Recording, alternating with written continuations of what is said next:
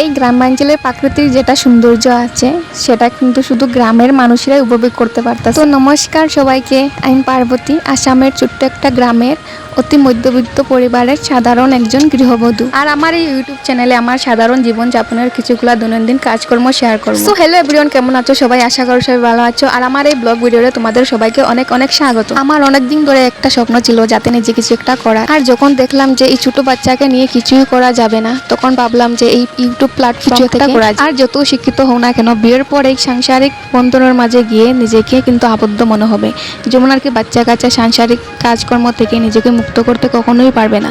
তাই কিন্তু আমি ভাবলাম যে ঘরের বিষয়ে এই ইউটিউব প্ল্যাটফর্মে কাজ করা যায়। তো যাই হোক, অনেকটাই বকবক করে ফেললাম। আর এইদিকে দেখো তোমাদের সাথে কথা বলতে বলতে আমার সমস্ত কাজকর্মগুলি প্রায় ফিনিশ হয়ে গেছে। সমস্ত না, মানে বাইরের যা যাবতীয় কাজকর্মগুলো ছিল তা কিছু কমপ্লিট করা হয়ে গেছে। এবার আসলাম। So hello everyone, good morning সবাইকে। আর আজকে আমার ব্লগটা শুরু করলাম সকাল 8টার থেকে। তো 8টার থেকে আমি কী কাজকর্ম শুরু করেছি সেটাই তোমাদের সাথে শেয়ার করব। তো এদিকে তোমরা শুনতেই পেলে আজকের ব্লগটা শুরু করেছি সকাল 8টার থেকে। আর 8টার থেকে কী কাজকর্ম করবো সেটাই তোমাদেরকে শেয়ার করব। তো এখন তো আমার বাইরের সমস্ত বাসি কাজকর্মগুলো করা হয়ে গেছে। তো এবার চলে এলাম আমার ঘরটাকে গুছানোর জন্য। তো ঘরটা গুছানোর পর এখন দেখতেই পাচ্ছ ঝাড়ু দিতেছি ঘরটাকে সুন্দর করে, তারপর মুছে নেব ঘরটা। আর ফ্রিজের নিচেই দেখতে পাচ্ছ কত পরিমাণ নোংরা জমে আছে। এইগুলা কিন্তু 2 দিন পরে পরে আমি পরিষ্কার করি, তারপর এত পরিমাণ নোংরা হয়ে যায়। কারণ মাটির ঘরে বুঝতেই পারছো বাইরে ধুলবাড়ি সব ঘরে এসে ঢুকে।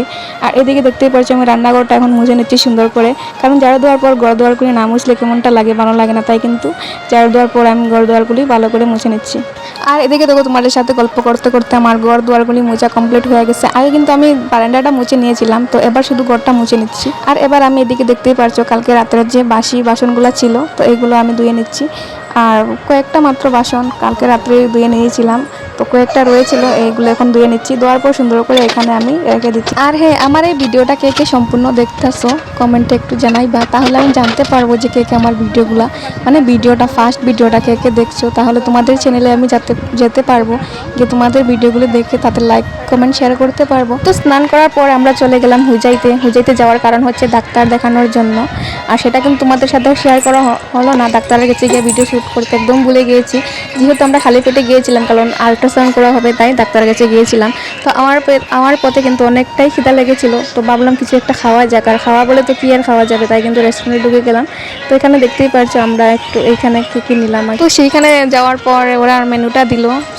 মেনুটাতে ছিল মানে খাবারের আইটেমগুলো, তো ওইখানে চয়েস করে ওর পাপা অর্ডার দিতে আসছে।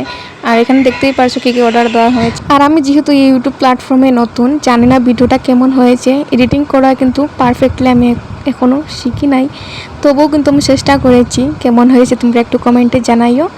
আর ভিডিওটা যদি ভালো লাগে থাকে তাহলে সাবস্ক্রাইব করে দিও আর লাইক শেয়ার করে দিও। তো দেখা হবে নেক্সট একটা ভিডিওতে। এখনকার জন্য টাটা, বাই বাই।